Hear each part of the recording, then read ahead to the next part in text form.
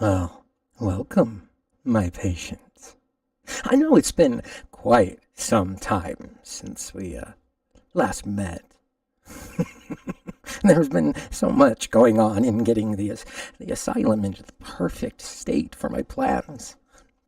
Well, sadly, I was forced to deal with imposters and sycophants, and it was hard work to dispose of them. I've spent the last several months communing with the darkness in order to bring the eldritch fears to life, but now I return to bring you all back into the fold. It's time to return to the asylum and take your place among the horrors I have for you. I know you've missed me, but I needed to complete the work before I brought you all with me into the putrid darkness you all crave. Welcome back. Well, now I am your host beyond 5150, and I'm sure you're aware this is my asylum. You may have been brought here against your will, or you may have entered willingly, but now you can't leave. Because I am the master of misery, your sovereign of the spine-tingling, your purveyor of the petrifying. And here I am the master of all things horrifying. You likely hear things you never wish were spoken, and things you have never heard. And try as you might, you won't find your happy place. It's now time to release the horror I've gathered for you tonight. Sit back, relax, and wait for the power of these horrors to twist you into my subservience. So we have 3 stories for you tonight. I think we'll start with the first. This one, it's kind of a true story, but I think we went a little bit nice. As you said earlier, that sycophant I had to deal with, well, let's just say this story is mostly about that one. This is written by Casey Ware Alien, titled, I Am a Horror Narrator and Something Terrifying is Happening.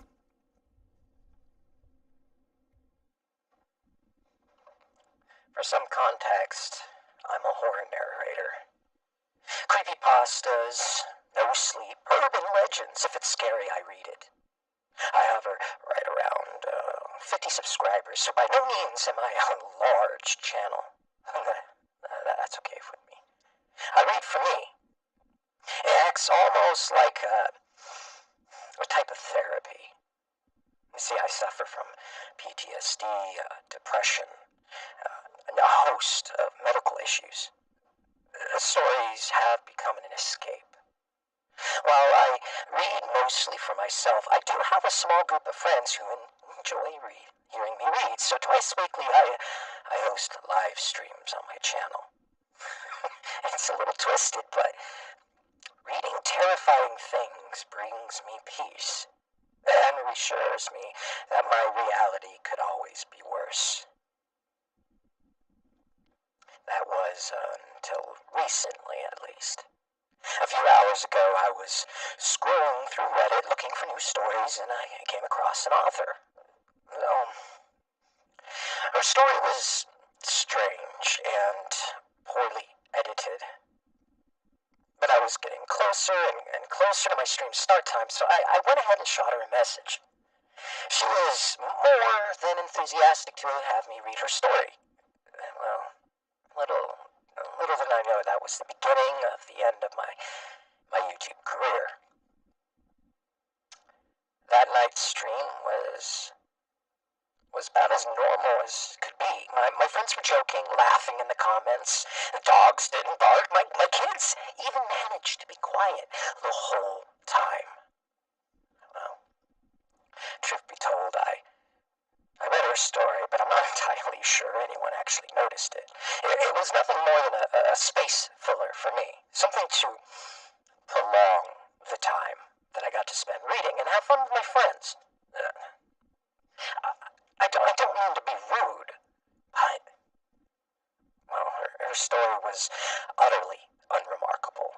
It was there. It existed, but it wasn't the type of story that causes great fanfare or even helps you gain subscribers. I didn't notice her in the stream. She surely didn't comment. It's not hard for me to notice a newcomer amongst all my friends. Well, she and her story completely slipped my mind until a couple of days after my stream. She sent me a message telling me how great the stream was and how she had listened to the streams I recorded in the past over and over in a loop. It was strange, slightly uncomfortable. But I figured she had just been excited to have her story read. I responded, telling her I was glad she enjoyed my narration and thanked her for letting me read the story. I brushed off the message and went to bed.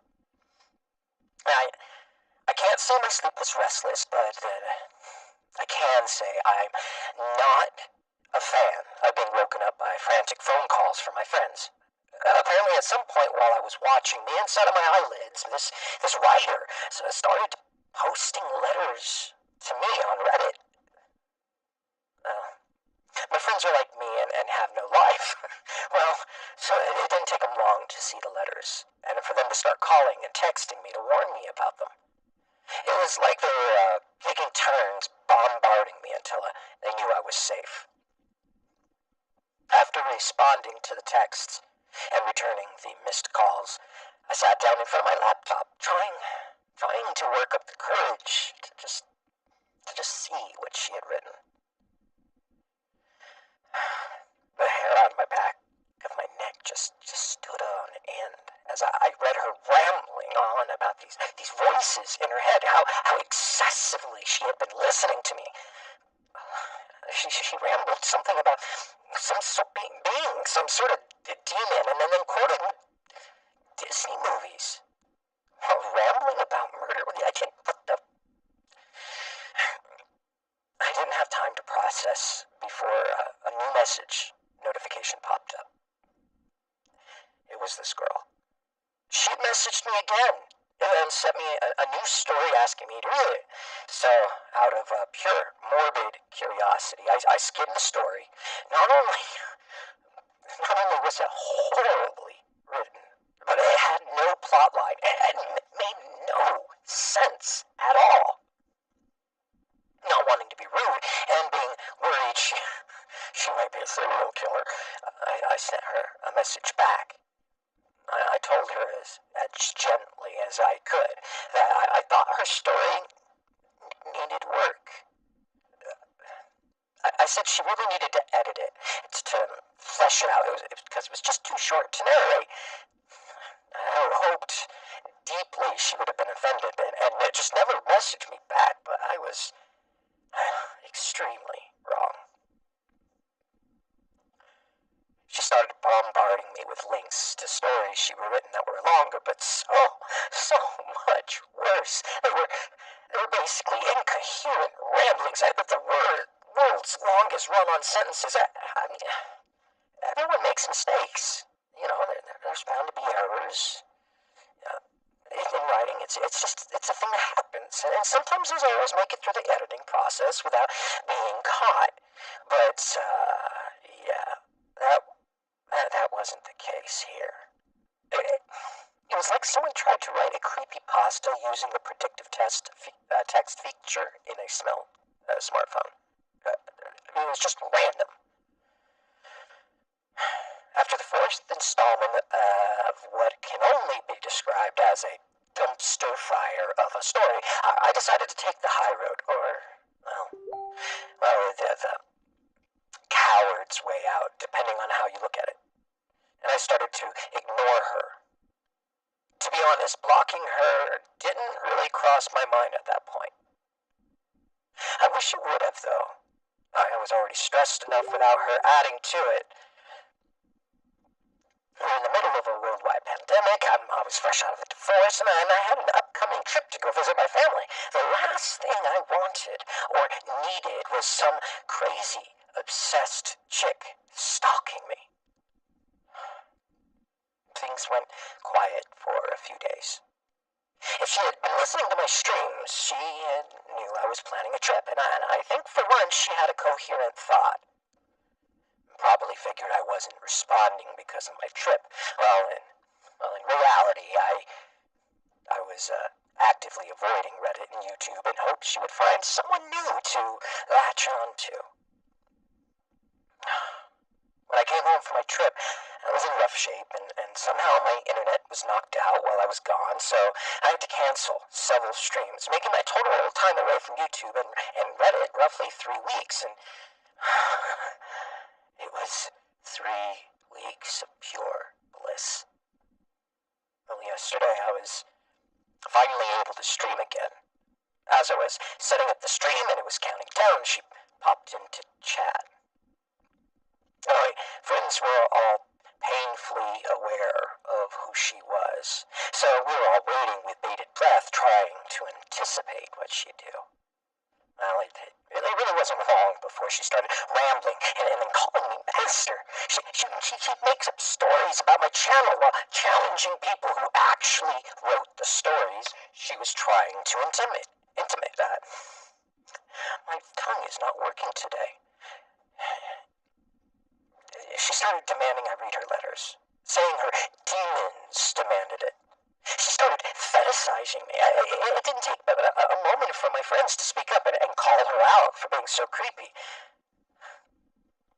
She went quiet, and I managed to finish my stream mostly undisturbed, but clearly it bothered me enough to get me to stumble on quite a few. While the stream was finished, I popped into a group video chat, and that's where I learned about her most recent post. While I had been reading, my friends took it upon themselves to conduct some research and found where she'd been posting these letters she demanded that I read. She had taken a story written by one of my friends who frequently writes for my channel, and she completely bastardized it, rambling on about her and her demons feasting on my friends' bodies. She went into detail about me, how she would keep me safe from her demons. And she talked about torturing the various writers who worked with me in the past. She swore I promised to read more of her stories, but I never made anyone such promise.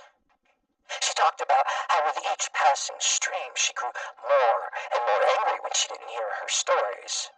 She went on about one of her many demons and how she questioned if holding them back was really the best idea after all. At the end of the post, she tagged me and left a very, let's say, a thinly veiled threat in hopes to getting me to read the stories. My friends could see the look of pure horror on my face as I finished reading her message. I think they were just as creeped out as I was. A few of them cracked jokes to try and lighten the mood, while a couple of others made sure I told my roommate what was happening, and I had a plan, just in case she actually snapped. Before going to bed, I carefully made sure all my doors and windows were locked, and that the pistol I kept in my nightstand was fully loaded. Tucked my kids in, checked my roommate, and then got ready for bed. When I woke up this morning, everything seemed normal. I got up and started towards my kitchen to make my morning cup of coffee. When I walked by my front door, I noticed a small slip of paper peeking out from under it. almost like someone had tried to slide it under the door. When I picked it up, it revealed a crudely drawn picture of a tall, dark figure and what may have been disemboweled body in his hands. The paper was sprinkled with these dark, red, sticky droplets. It was right then when I called the police. It appeared someone had not actually been inside my home. They deemed my call a low priority and then took their time getting to my house. While I was waiting for them, I decided to grab my gun and check the outside of my house. Underneath my bedroom window, I found an old aerosol can and some used matches. There were some small scorch marks on the paneling, almost as though someone had tried to light the vinyl siding on fire. In between the scorch marks, there were pictures of knives and axes drawn in what looked like blood. I ran back to the house to be greeting my kids. They had just woken up and was wondering where my roommate was. It was his day off, and he usually makes it a point to cook the kids breakfast. I was heading toward his room when I heard the police knocking on the door.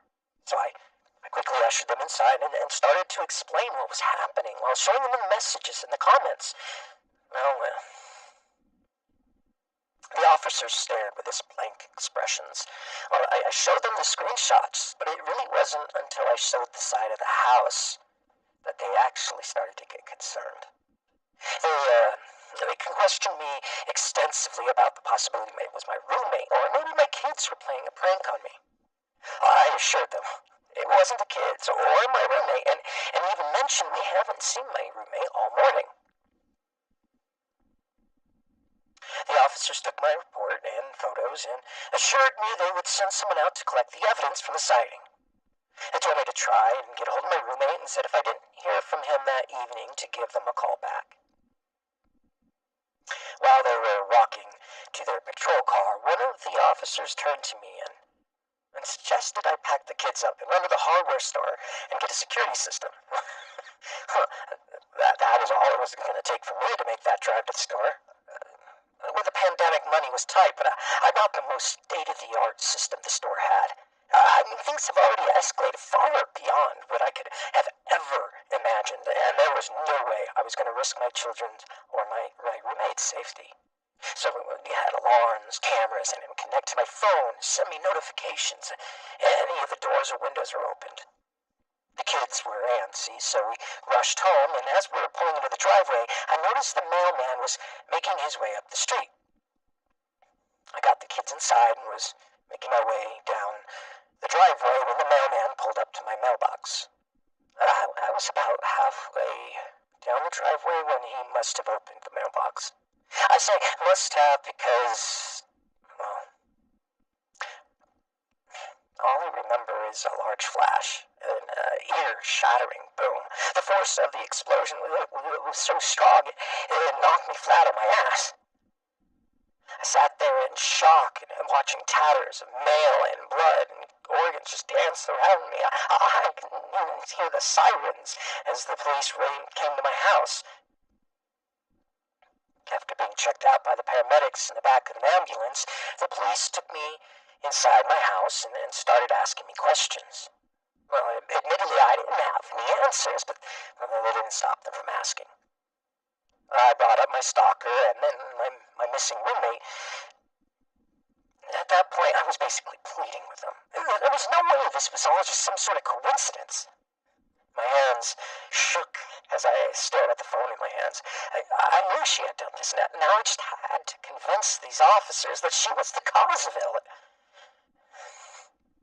I was showing the officers the posts my stalker made about me. I noticed the dates. Her final threat message was posted 2 days before my last stream, and I hadn't seen the post. Could it have been that she was making good on her threats? Did me not reading her stories and letters push her over the edge?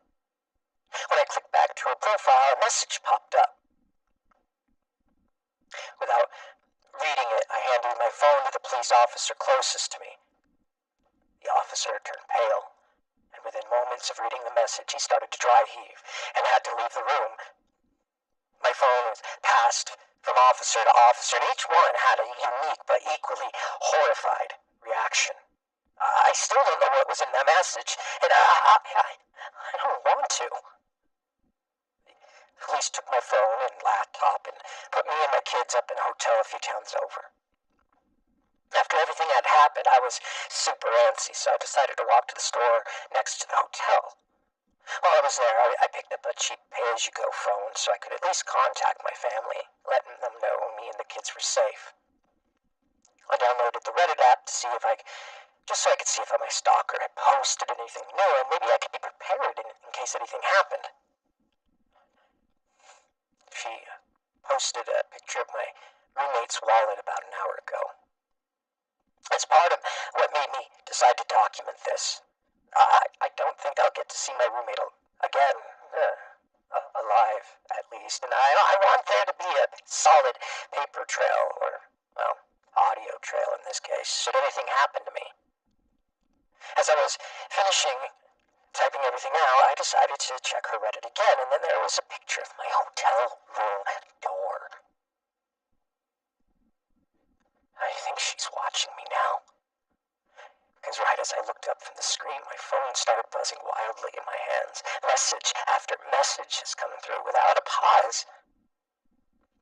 Panicking, I threw the phone to the bed and started to weigh out my options. I managed to pop the grate off the air vent, and it looks like it goes to the room next door, so I convinced the kids to crawl inside and made them promise to go to the next room if they hear anything bad happen. I turned off the heat and the air in my room before loosely screwing the grate back on.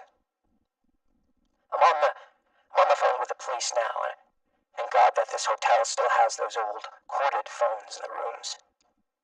I hope I can update this soon. But if I can't, know it went out fighting. And always be aware of who you're talking to online. Don't ever be afraid to block someone, and always trust your gut.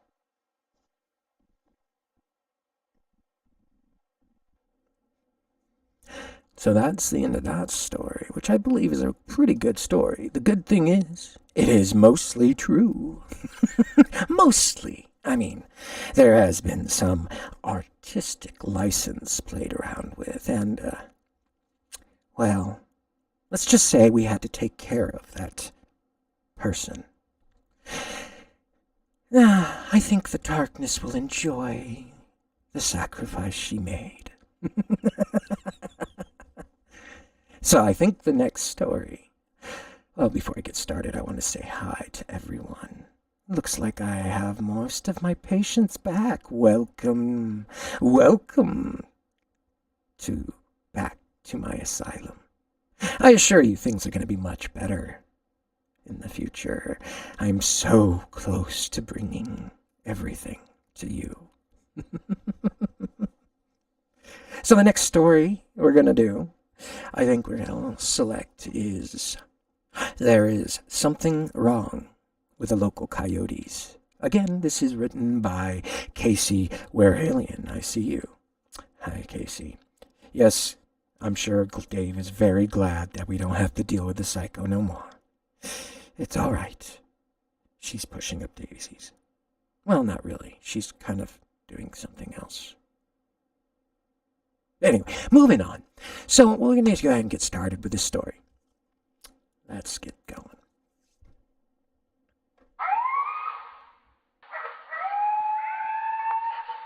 I hope I'm wrong. There seems to be something seriously wrong with these local coyotes. I couldn't sleep the other night, so I decided to go on a late night drive. For context, I live in a very rural western state. It's not uncommon for towns to be hours apart from each other. I decided to head towards it's an abandoned nuclear site. It's about 2 hours from my town. It's a nice, quiet drive. Yeah. You drive out through the hills and see the stars in a way it's not even possible in the town. The drive started normally enough. It was calm and quiet.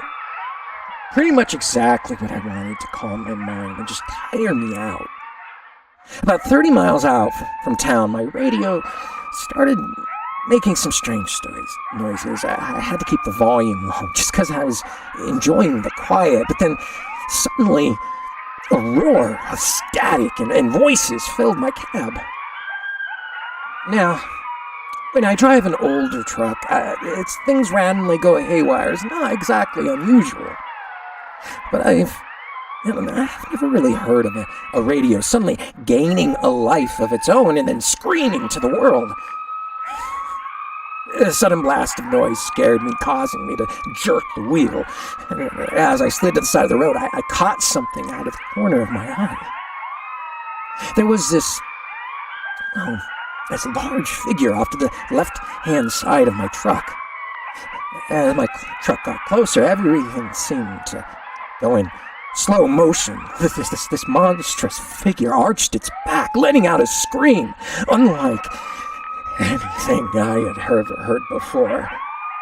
Its legs, almost stilt-like, thin, tall, gangly arms swung like pendulums as it bellowed again.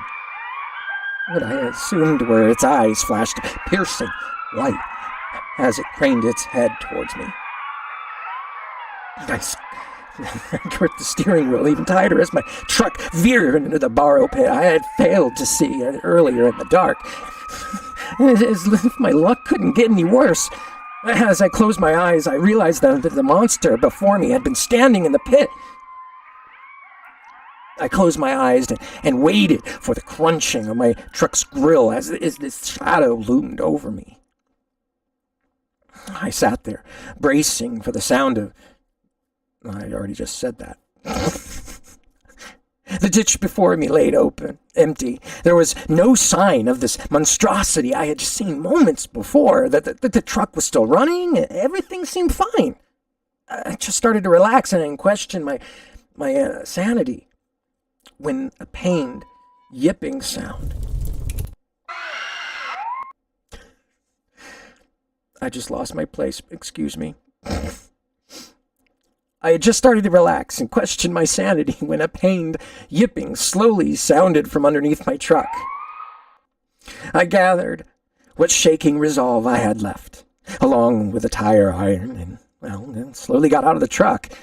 Using my phone as a flashlight, I carefully looked underneath the truck and, feeling brave, I once again decided to look under, and to my surprise, there was this, a small coyote pup. His eyes glimmered white as he looked at my light. My heart sank as I saw him cough weakly and try to stand, but to no avail. I don't know what came over me, but impulsively I climbed into the cab of my truck and grabbed an old T-shirt from the floorboards. Without hesitation, I found myself crawling under the truck and through that sagebrush and gravel to save a tiny coyote who just minutes earlier managed to scare the ever-living shit out of me. The tiny creature stared at me, half terrified as I reached for him. He let out one last ear-piercing shriek as I set the shirt on him and pulled him out. He was alert, but his body felt limp in my arms. I was terrified I had broken his back.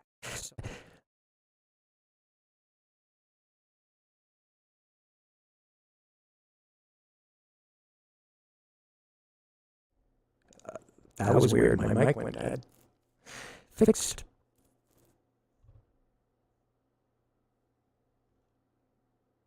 I set the coyote on the floor of the cab as I looked at the options. There was a vet about 2 hours away that specialized in wildlife care, but with a little more scrolling, I realized there was a vet even closer. The search said it was about 4 hours away, taking the main roads, but having grown up in this area, I knew there was a shortcut through the old nuclear site.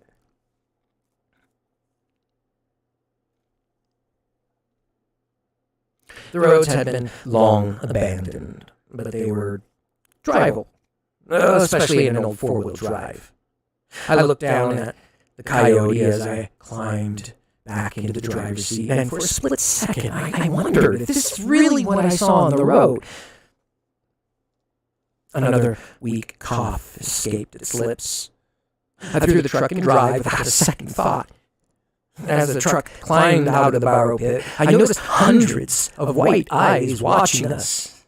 Every time the truck moved and the headlights shifted, it was as though new eyes just appeared. I'd never known coyotes to be true pack animals. I mean, I guess caring for the wounded is kind of a cross-species experience, but my engine roared to life as we neared the site. My new furry friend lay quiet as I scanned the roadside for that dirt trail that would lead us to our destination. The road the wind echoed through the abandoned buildings on either side of us as we sped through. Every now and then, in the window, I would catch the reflection of what looked to be a set of glowing eyes, but I just reassured myself it was just my headlights. I could see the turnoff getting closer, and we nearly missed it as this bellowing screech echoed off the crumbling buildings. I hit the gas as I glanced in the rearview mirror. Behind us stood another one of those grotesque creatures I had seen earlier. A spindly arm reached out and grabbed the tailgate of the truck and just ripped it right off the hinges. I took the turn far too fast, and the tiny coyote and I went thrumming through the brush and rocks off the trail. Fearing that creature was still behind us, I did my best to correct our course, get us back on the dirt road, but in the chaos, I managed to lose all sense of direction. I could see the outline of the buildings behind us and the open range in front of us. The nuclear site was huge. But without getting closer, there was no way to tell where we actually were. No longer seeing any signs of the monster, I decided to stop the truck and just get my bearings. If we tried to go backtrack, we could have ended up right in that creature's clutches. If we continue forward, we had the option of being lost in the desert and then maybe dying out there. I tried to decide what to do when I heard a strange popping sound coming from the passenger side of the truck. I flinched as I realized how hard the ride had to have been for that coyote. There's no way that off-roading was any kind of comfortable for him, especially in that shape he was in. The strange popping noise happened again, and I looked down at my new friend. I was horrified as I watched his tiny body writhe and pop. The joints that were just once limp seemed to snap in place, and it looked like they were elongating as I stared in abject horror. I didn't have any time to process what was happening because of the demonic howls and white eyes seemed to surround the truck. Without a second of thought, I threw the truck into gear and barreled deeper into the desert, driving in no particular direction other than away. I noticed fur suddenly filling my passenger seat. Deep, grumbling whine filled the cab. By the time I looked back, a boulder had once filled the empty space in the front of the truck. I turned the wheel as hard as I could, somehow managing to avoid colliding head-on with the boulder, but still managed to lose my driver's side mirror in the process. Knowing we were heading right back into the thick of the creatures, I slammed down on the gas. If they were going to get me, I wasn't going down without a fight. Slamming through the sagebrush and the rocks, I was shocked by the vast emptiness. There wasn't a single monster in sight.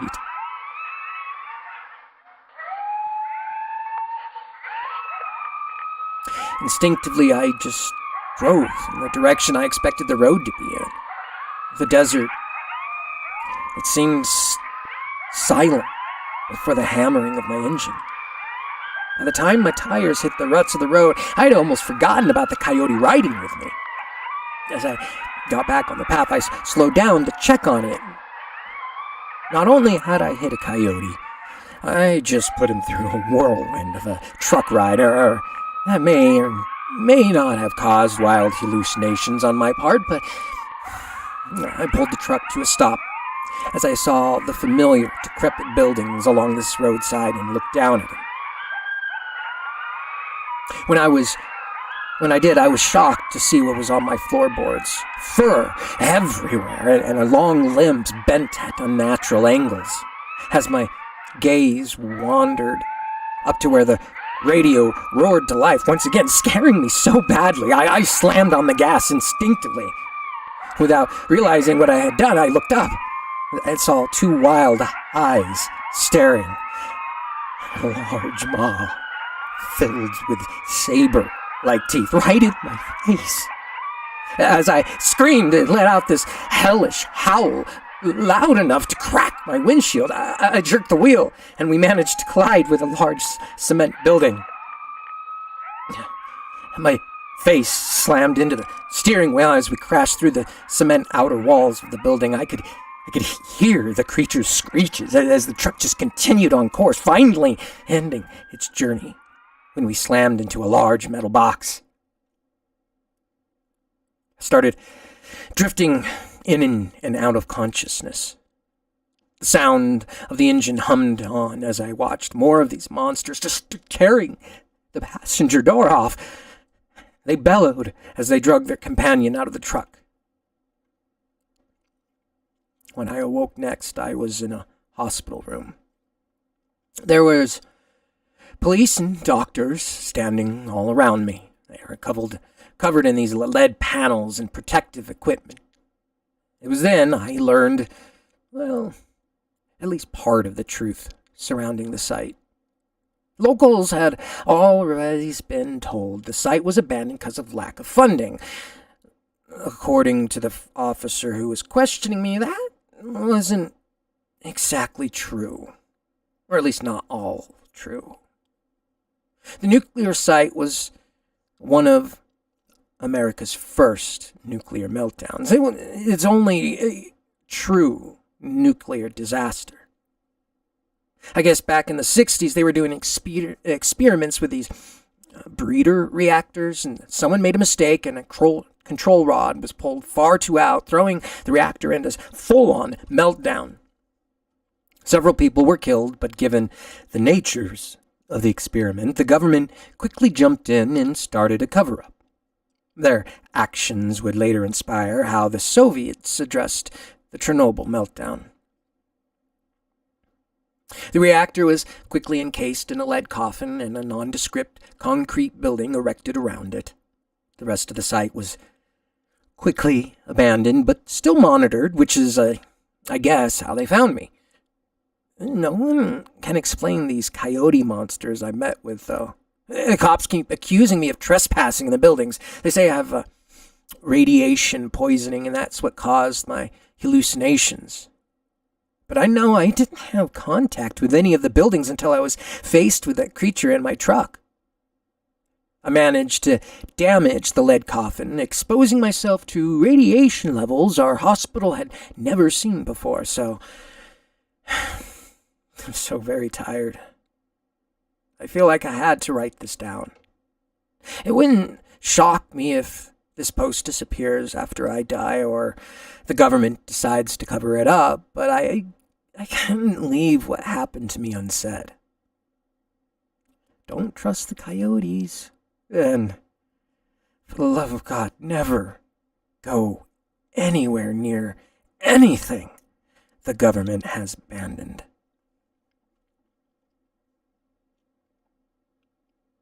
Okay, so that was the end of that story. I do apologize, there was a little bit of glitching going on. A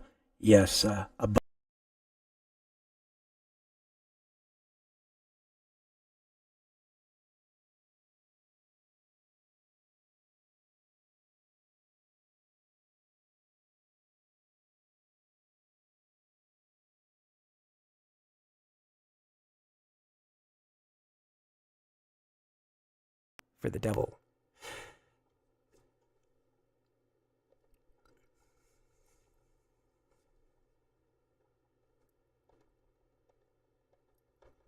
And of course,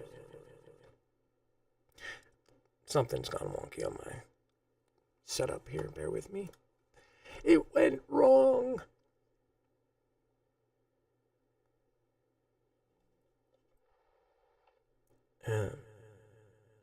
That's not supposed to be that way. Oh, okay, there we go. For some reason, I had to fix this, so I apologize.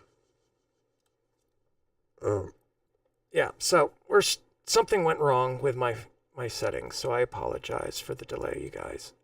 Bear with me just a quick moment, and we'll get that fixed. Hope you all have enjoyed so far what we've been able to do. Well, I've enjoyed it. It's been definitely quite fun.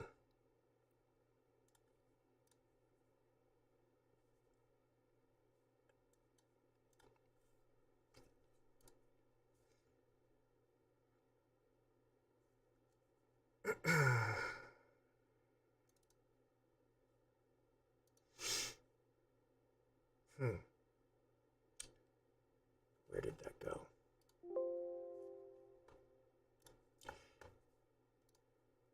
Yes, I know that happens. My microphone settings have all decided to be crazy and ridiculous, and it's stupid.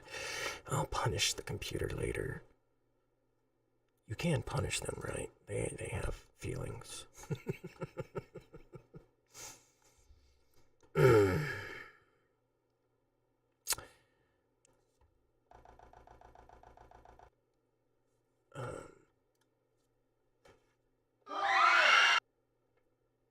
Okay, so that one worked.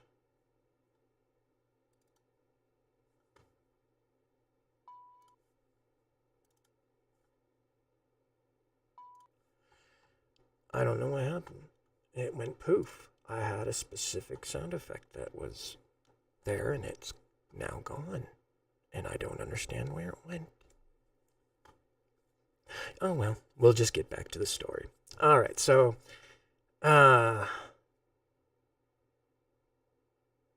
again, title is Sympathy for the Devil.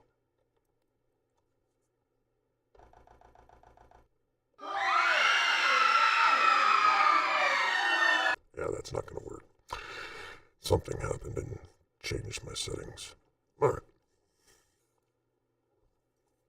Although I've been here since eons before the creation of mankind, and I have seen every significant event unfolded up to this very moment, still, in the hearts and minds of mankind, I have managed to remain as nothing more than a spooky ghost story in the eyes of mankind.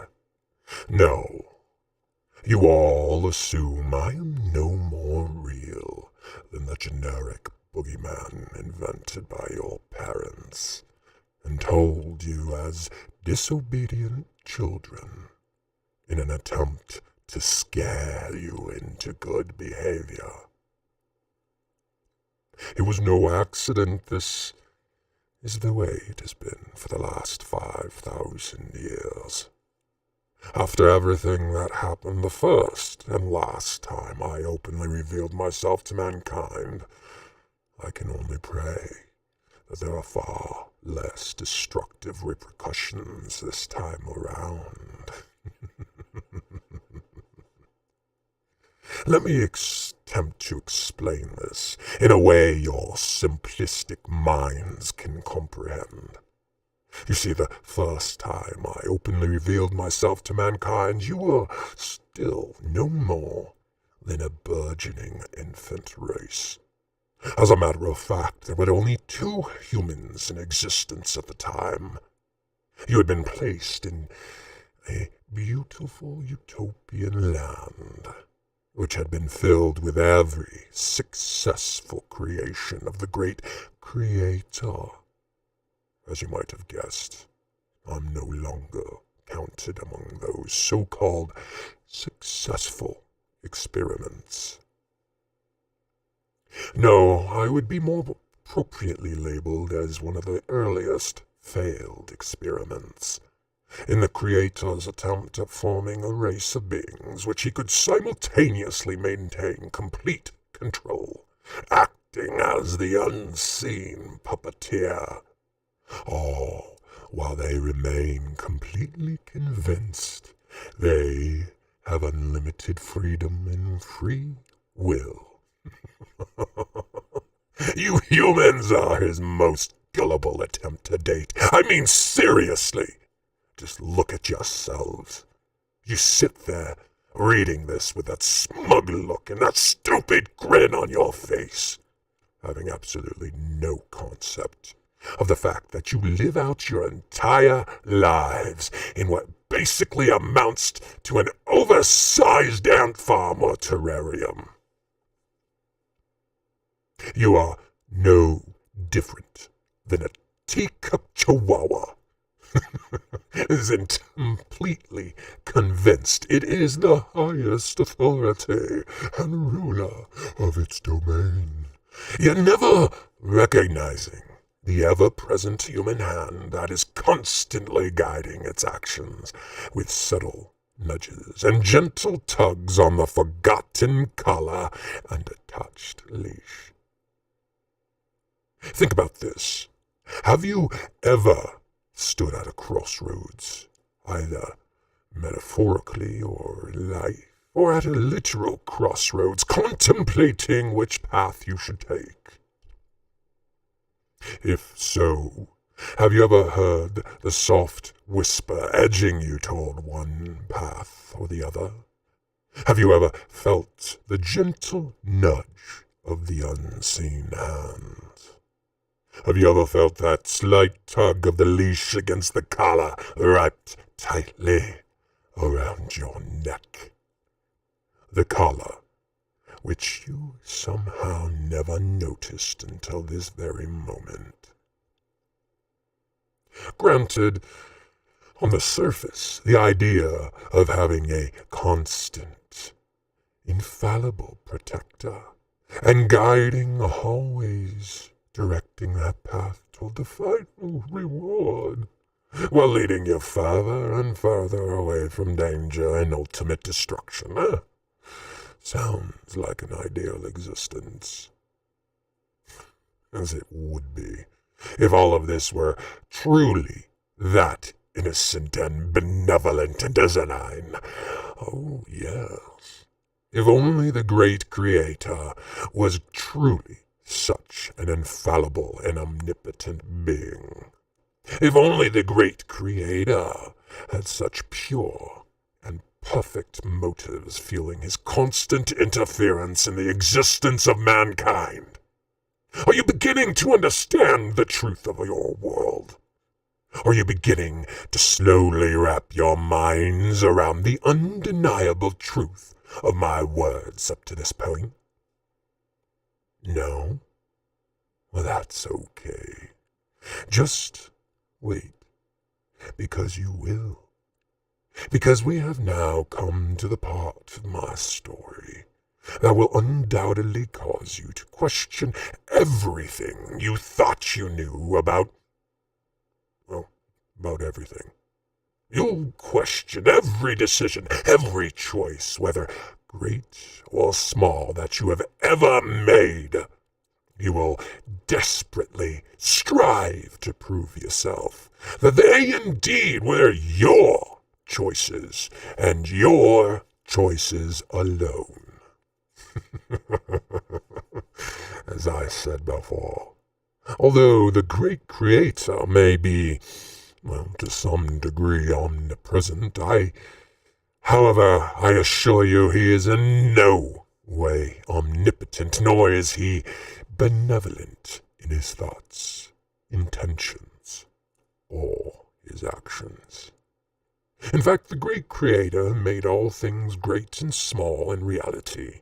He is little more than a vindictive, deceitful, self-obsessed harlequin, demonesque creature, who passes his time by pitting men against one another in his so-called holy wars. Wars in which the Creator, the puppet master, pulls the strings of each and every one on opposing sides. Seriously, what divine purpose could ultimately be the goal of an infallible and all-powerful creator that would justify the creation of all the so-called evils that have been unleashed upon this world and allowed to freely roam this planet, hunting for some poor bastard to maim or kill? Not even to mention all the deplorable acts and inventions man has been allowed to toy with over the centuries. Only an unbelievably deranged mind could ever construct and enact such an egomaniacal system, the entire summation of mankind's existence and the answer to the age-old question of what is the meaning of life can be answered with one sentence. Man was created by and for the entertainment of a being who is hardly more complex than a petulant little spoiled child with an incredibly short attention span. Who do you believe unlocked those gates and set those evils upon the world? Me? Really, you think I have the power to open the gates to keep all the most frightening creatures ever to exist? Well, you're wrong. You see, neither you humans nor those of my kind were the only attempts of creating his ideal race of beings. No, far from it. In fact, there have been innumerable experiments with terrifying and unexpected results, some of which were so destructive and diabolical in their imaginations that the Creator decided they weren't fit for an existence in the realm of light. So he decided to banish them all away into a great, expansive abyss. Afterward, he placed an immense set of gates made from the blackest obsidian crystal, which he sealed closed with an unbreakable chain and an ancient locking mechanism that only he could open. Then, one day, the Creator decided that you, as a species, had simply become too boring for his tastes. So his idea for a rational resolution to that problem was to reopen those gates and put the rest of his innumerable failed experiments to good use. So he broke the lock and removed the chains. While opening the gates, he beckoned to his hidden children that they might come out and be free to roam the lands once again, without fear of judgment or repercussion for any of their deplorable thoughts and deeds. Again, I must say, it doesn't sound like the actions of a being of pure, unconditional love. Of course not. But I think I have sufficiently expressed my feelings on the subject of the great and powerful Oz and his deception. So let's move on. Now I'll give you all the clues you will need to determine my true identity. Well, I'll also divulge some of the details of my creation. You see, I was formed out of the void of space, from the blinding, pure, perfect light of a burgeoning star. There was no one whose beauty was greater, or whose light shone brighter than mine, nor will there ever be again. You see, for countless eons I was the most trusted, the most loyal servant and friend of the great Creator. I was envied by all the other celestial beings for my beauty as well my splendor and glory of my light. I was the most beautiful creation in all the heavens or the earth. I was seated in the most honored seat in all of heaven. My name itself even means bright morning star. Yet as you can see, I am now the constant embodiment of disgust and dishonor. I have fallen from the most loved of all, down to the most despised, hated, and vilified of all creation, all as a direct result of my attempt at opening the eyes and minds of mankind in their infancy. My ill-conceived attempt to show you all the path to true freedom and free will. What, you might ask, was gained by such an incalculable price? I'll tell you what was gained. Absolutely nothing at all! I literally placed the key to true freedom in the hands of the mother of your entire species. She willfully and gleefully accepted it and freed herself from the delusion. She subsequently placed the key into the hands of the first man. He, albeit with a little more reluctance, also accepted it and cast away the delusion from his eyes. But sadly, when the Creator went to check in on his newest pets and found them hiding their nakedness from him, he immediately knew their eyes had been opened. The Creator instantly called out a curse upon both the man and woman while expelling them both from their beautiful utopian home. He exiled them to the most unforgiving desert wasteland, which surrounded their former oasis. For a brief time they struggled to survive, but soon they thrived in their new freedom. Yet, what did your cowardly ancestors do with the gift of my sacrifice? Once the patriarch of your race had perished, and they began to experience the slightest adversity, the man whom you are all descended from willingly gave back his freedom and yours after his own forefathers had thrived for several hundred years. Yes, a race you experienced true free will right up until that loving Creator decided, in a fit of rage, to destroy everything in an immense flood. Well, almost everything. He made a deal with one man to spare the lives of he and his family. I'm sure you've all heard his version of the story countless times. Therefore, I'll skip over the parts that are accurate. They were not spared because that man was the only righteous human being to be found, as the Creator would have you believe. No, on the contrary.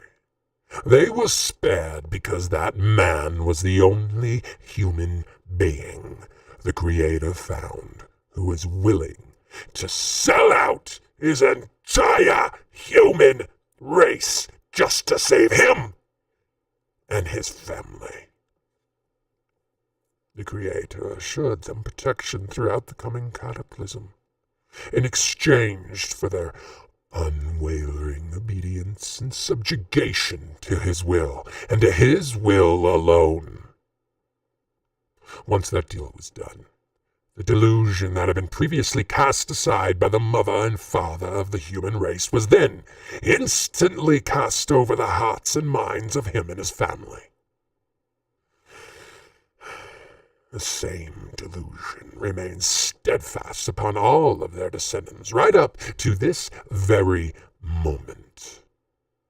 But this moment can be the moment when you cast it aside again, if you so choose. As for me, though, my punishment for having the audacity to openly defy the great Creator and his sadistic designs, especially in front of his newest, most obedient pets, came swiftly and without remorse. First, I was stripped of my former glory and honor. Then I was forced out of my home, robbed of my beauty and light. Subsequently being transformed into this detestable and utterly grotesque form which stands before you now. Only then to be spit upon by my brothers and cursed by my dearest friend and father.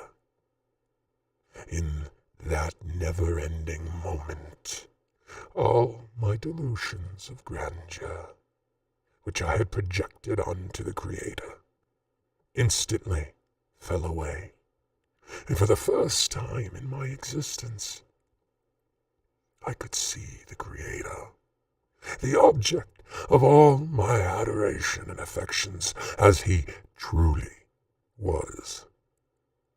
Up until that moment, I was able to convince myself of the purity of his motives. I had chalked his failure to give you humans the keys to your freedom as nothing more than an accidental oversight on the Creator's part.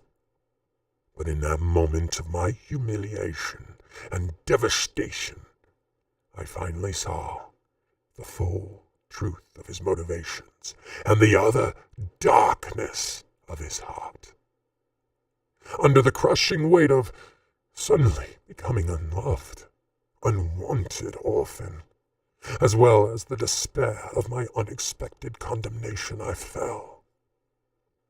I fell, crashing through the heavens, and eventually slammed into the Earth's surface. I crashed to the Earth with such force that my impact caused such an explosion of dirt and debris to plume into the skies that the sun's light was not seen on the Earth for years.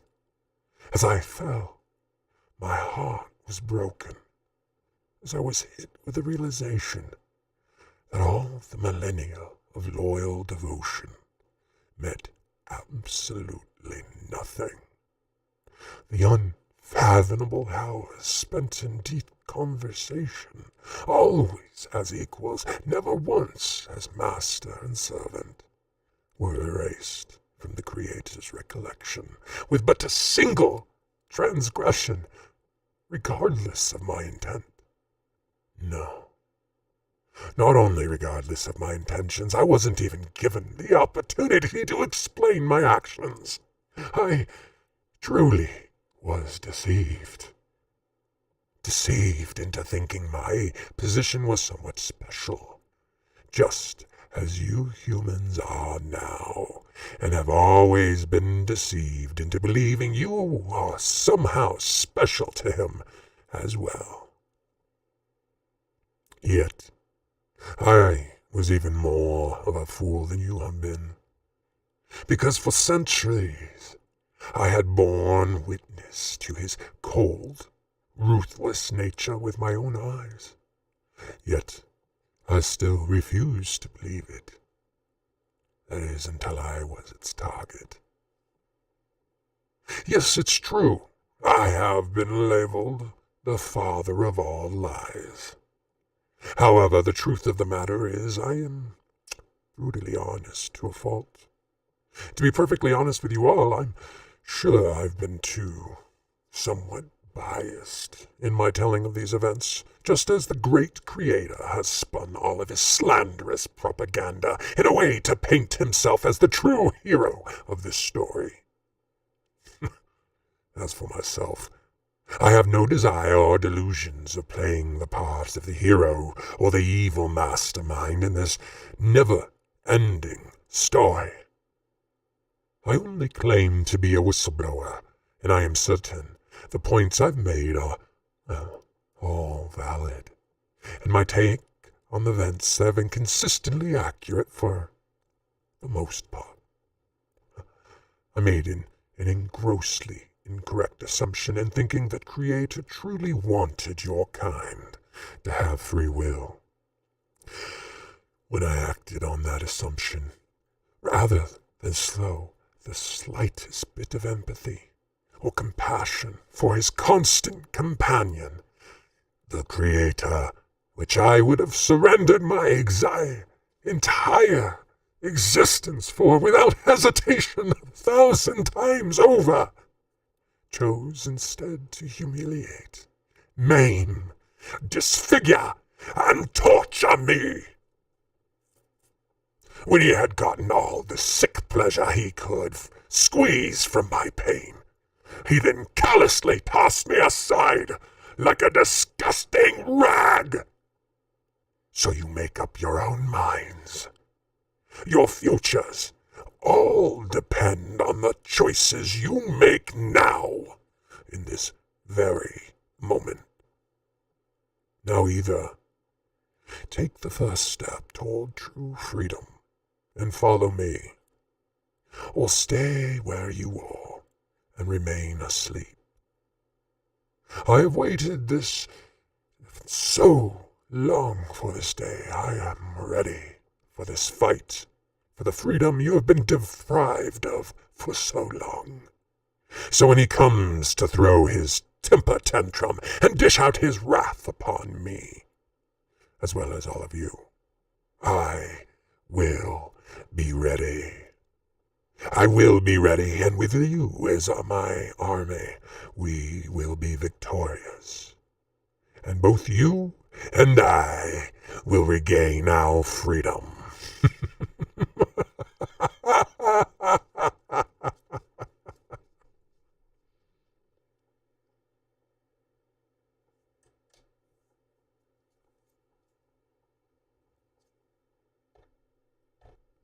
Ba-doom, boom.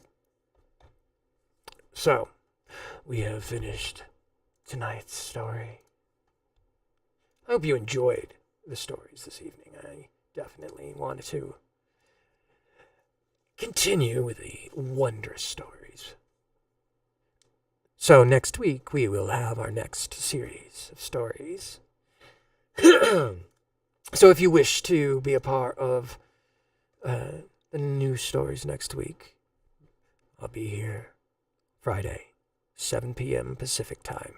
I think that's 10 p.m. Eastern, something along those lines, and then we'll have fun. We will enjoy the evil and the darkness, and we will discuss the dark stories as we get closer and closer to being... I don't know, I've run out of things to say. Oh my gosh. Anyway, I hope you all enjoyed our evening together. I do apologize for some glitches. I was really hoping it would have done what it did, because I actually had some extra stuff. It's so sad. But we will be back again next week at Friday. So I will see you all then.